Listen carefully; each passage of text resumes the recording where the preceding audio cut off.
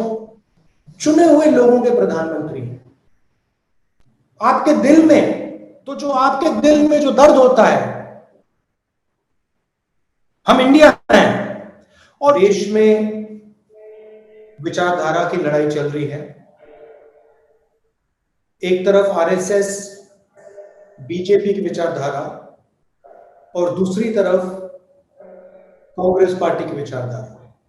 पार्टियां बहुत हैं, विपक्ष में पार्टियां हैं, मगर विचारधारा की जो लड़ाई हो रही है वो बीजेपी और आरएसएस और कांग्रेस की विचारधारा के बीच में लड़ाई हो रही है।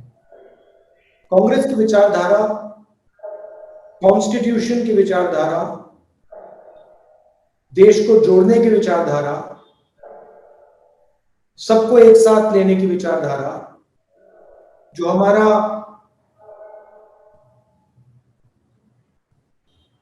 अनइक्वल सोशल सिस्टम है, उसके खिलाफ लड़ने की विचारधारा कांग्रेस की है।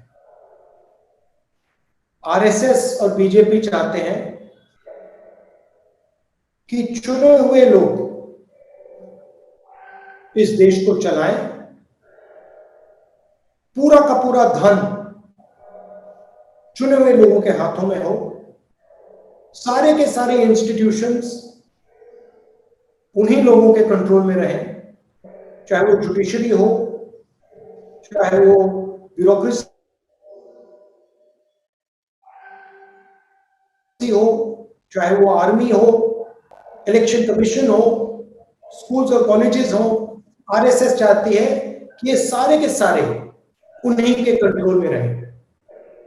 हम चाहते हैं कि ये जो हमारे इंस्टीट्यूशंस हैं, ये जो हमारा देश है, ये सबका है, हर जात का है, हर धर्म का है, और सब लोगों को इस देश में रक्षा मिलनी चाहिए, एकता होनी चाहिए, भाईचारा होना चाहिए। ये लड़ाई है। आपने देखा मणिपुर में क्या हुआ और क्या हो रहा है, और आपको आश्चर्य होगा कि प्रधानमंत्री जी ने मणिपुर के बारे में एक शब्द नहीं कहा। आपको लगा होगा कि देश के प्रधानमंत्री जब देश का एक प्रदेश जल रहा है तो देश का प्रधानमंत्री कुछ ना कुछ तो कहेगा। आप में से बहुत सारे लोगों को लगा होगा कि देश का प्रधानमंत्री हवाई जहाज में जाकर इम्फाल में, कम से कम इम्फाल में लोगों से बात करेगा। पिछले कोई भी प्रधानमंत्री होते, कांग्रेस के प्रधानमंत्री तो वहीं बैठ जाते, मगर आपको आश्चर्य होगा कि हिंदुस्तान का प्रधानमंत्री नरेंद्र मोदी मणिपुर क्यों नहीं जा रहा है, मणिपुर के बारे में बोल क्यों नहीं रहा है? क्योंकि नरेंद्र मोदी जी चुने हुए लोगों के प्रधानमंत्री हैं, आरएसएस के प्रधानमंत्री हैं। उनको मणिपुर से कोई लेना देना नहीं। वो जानते हैं कि उनकी विचारधारा ने मणिपुर को जलाया है, मगर जो मणिपुर में दुख है, दर्द है, जो महिलाओं को चोट पहुंची है, उससे नरेंद्र मोदी जी को कोई फर्क नहीं पड़ता। और मैं आपको गारंटी देके कह सकता हूं कि जिस मणिपुर ने प्रधानमंत्री के दिल में दर्द नहीं पहुंचाया, वही मणिपुर इस मीटिंग में हमारे हर कार्यकर्ता के दिल में दर्द पहुंचा है।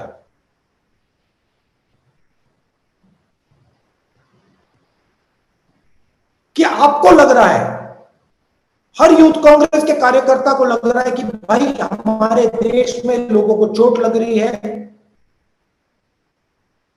लोगों को दुख हो रहा है, हमें उनके साथ खड़ा होना चाहिए। मणिपुर में जाके खड़े होना चाहिए। अगर मणिपुर में नहीं जा सके तो जहां हम खड़े हैं, हमारे दिल में जो दर्द है, जो हमारी भावना है उनके लिए,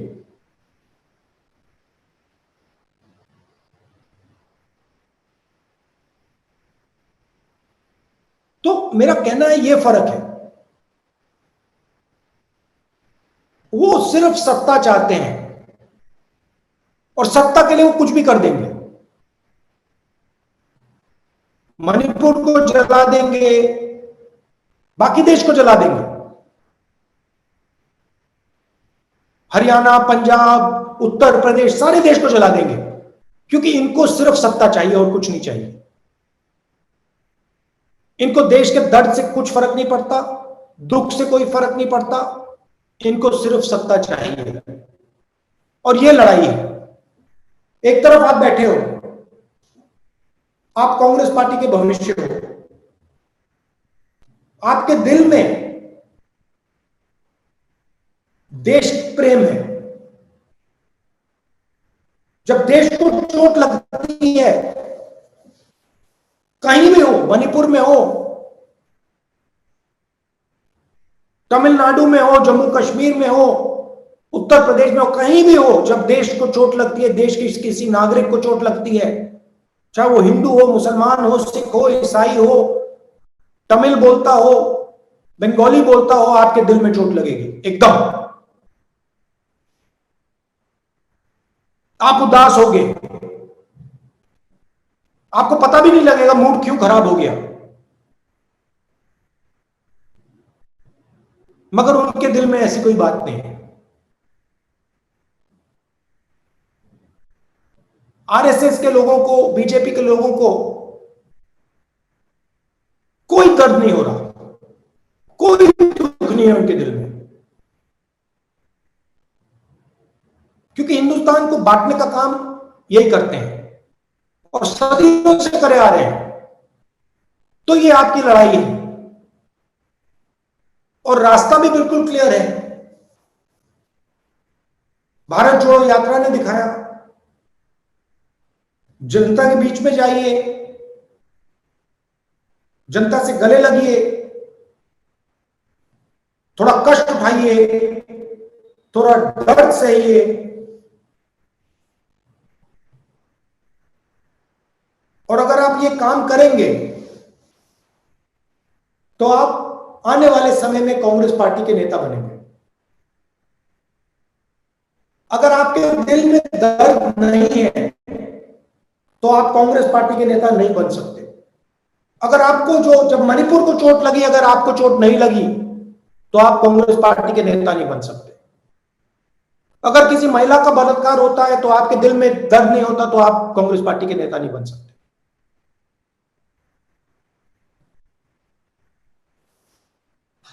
तो जो आपके दिल में जो दर्द होता है, उसका कारण आपकी देशभक्ति है कि आप अपने देश से प्यार करते हो।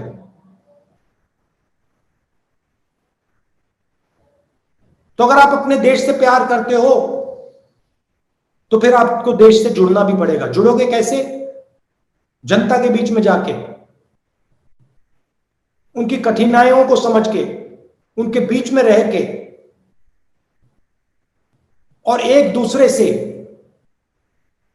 प्यार और मोहब्बत से बर्ताव करके। भारत जोड़ो यात्रा में बहुत अच्छा नारा निकला, नफरत के बाजार में मोहब्बत की दुकान खोलनी है। यही आपका काम है और कुछ बोलने की जरूरत नहीं है। मणिपुर में इन्होंने नफरत की बाजार खोली, चलिए हम जाके मोहब्बत की दुकान खोलते हैं। जहां भी ये नफरत फैलाते हैं वहां आप जाके मोहब्बत की दुकान खोलिए। और देखिए, मजे की बात देखिए, ऑपोजिशन अलायंस ने बहुत सुंदर नाम चुना।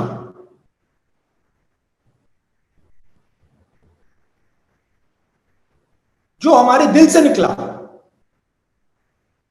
इंडिया।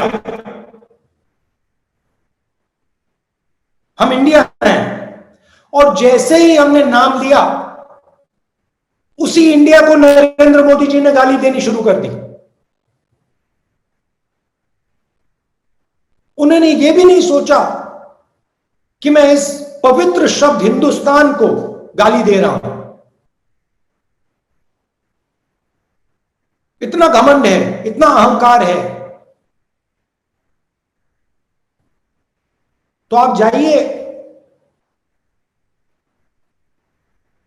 मोहब्बत की दुकानें खोलिए, और इस सिर्फ जनता के बीच में नहीं, सिर्फ मणिपुर में नहीं, अपने घर में भाई के साथ, बहन के साथ, माता पिता के साथ, अपने कॉलीग्स के साथ, यूथ कांग्रेस की टीम के साथ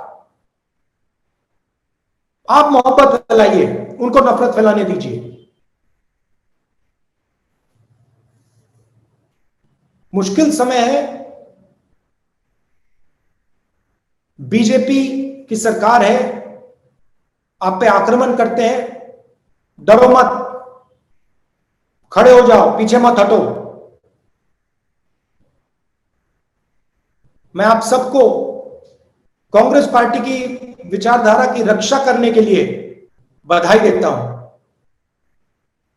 और जो आपकी अगली मीटिंग होगी, उसमें मैं आपको जूम से नहीं, मगर वहां आकर आपसे बातचीत करूंगा। बहुत बहुत धन्यवाद।